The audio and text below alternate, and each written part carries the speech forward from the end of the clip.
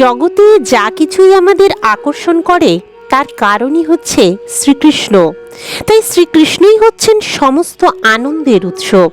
সব কিছুরই মূল কারণ হচ্ছে ভগবান শ্রীকৃষ্ণ, এবং অতি উন্নত ভক্তরা শ্রীকৃষ্ণের সঙ্গে সম্বন্ধযুক্ত রূপ সব কিছু দর্শন করতে পারেন। শ্রী চৈতন্য চরিতামৃতে বলা হয়েছে যে অতি উন্নত স্তরের ভক্ত বা মহাভাগবত স্থাবর ও জঙ্গম সব কিছুর মধ্যেই শ্রীকৃষ্ণের দর্শন করেন। তাই এই জগতের সব কিছুই তিনি শ্রীকৃষ্ণের সঙ্গে সম্পর্কযুক্ত রূপে দর্শন করেন। যে সৌভাগ্যবান মানুষ সর্বতভাবে শ্রীকৃষ্ণের শরণাগত হয়েছেন তিনি ইতিমধ্যেই মুক্তি লাভ করেছেন, তিনি আর জড় জগতে নেই। সেই কথা ভগবদ গীতাতেও প্রতিপন্ন করা হয়েছে।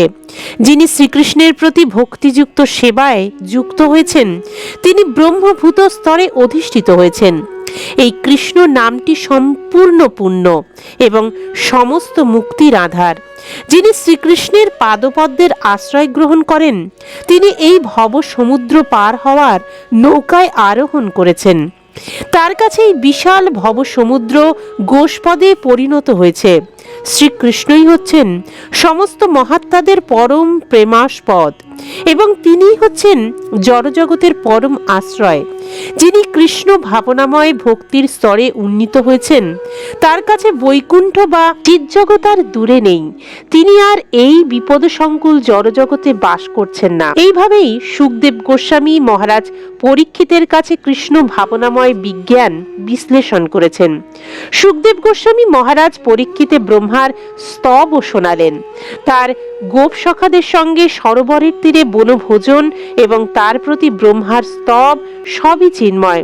যারা এই লীলাবিলাস শ্রবণ করেন তাদের সমস্ত পারমার্থিক কামনা বাসনা পূর্ণ হয়। এইভাবেই শ্রীকৃষ্ণের বাল্যলীলা বৃন্দাবনে বলরাম সহ সখাদের সঙ্গে লীলাবিলাস বর্ণিত হয়েছে। ইতি লীলা পুরুষোত্তম শ্রীকৃষ্ণ গ্রন্থের শ্রীকৃষ্ণের প্রতি ব্রহ্মার স্তব নামক 14 অধ্যায়ের ভক্তি বেদান্ত তাৎপর্য সমাপ্ত হলো।